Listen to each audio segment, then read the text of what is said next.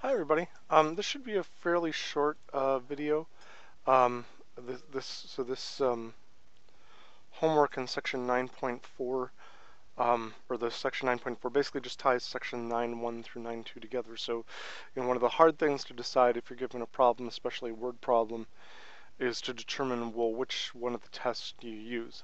And so there's really only going to be one objective here. So the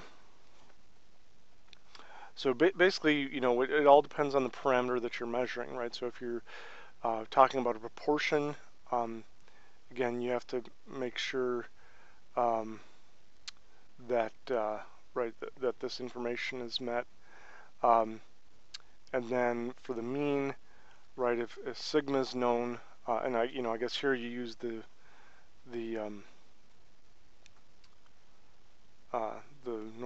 normal curve for this.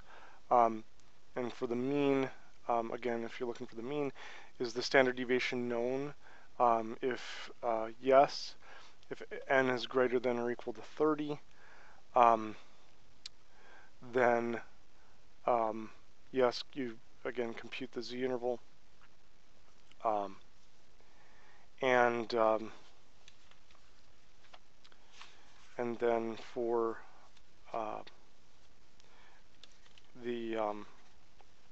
and then if it's not, if n is not greater than 30, so I guess remember, if n is less than 30, the population has to be approximately normal.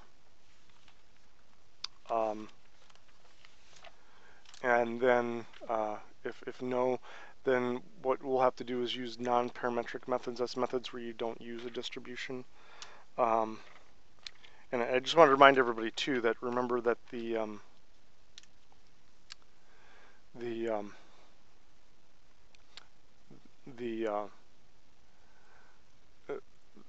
we'll talk about this later on also, but non-parametric methods are talked about in chapter 15. I don't think we're going to have time to look at that, but if you want to look at that, just go ahead. And then if the answer is yes, then again you compute the z-interval, right? And that's if the standard deviation is known. So if n is, if the answer to this is that the standard deviation is not known, then if n is greater than or equal to 30, if the answer is no, again the data should be approximately normal. Otherwise, again, you'll have to use non-parametric methods. If yes, then remember that if sigma is known, then you can compute using the t interval. And just remember that for the mean also, right, the data has to the data has to be sufficiently randomized, and the sample size has to be relatively small according to the population, right? If you look at the conditions on the bottom of page 444, again, in a lot of cases, conditions like this and those can be assumed in the problem. Otherwise, you won't be able to do it. But in real life, you should really check for normality by doing a QQ plot and a box plot and check for outliers and things like that.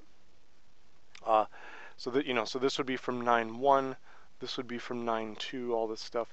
And then from 9.3, if you're looking for the standard deviation or the variance, right? So again, provided that the population that the data that the population comes from is normal, with no outliers, you can construct a confidence interval for the first standard deviation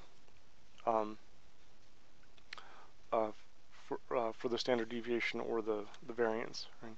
And remember, in this case, right, you need to use a chi-squared distribution, right? And remember, the interval won't be symmetric, so you can't just take the mean and add and subtract the error, right?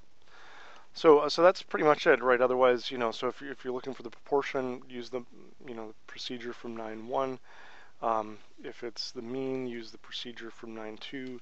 And if you're looking for an estimation for the standard deviation or variance, use the techniques from 9.3.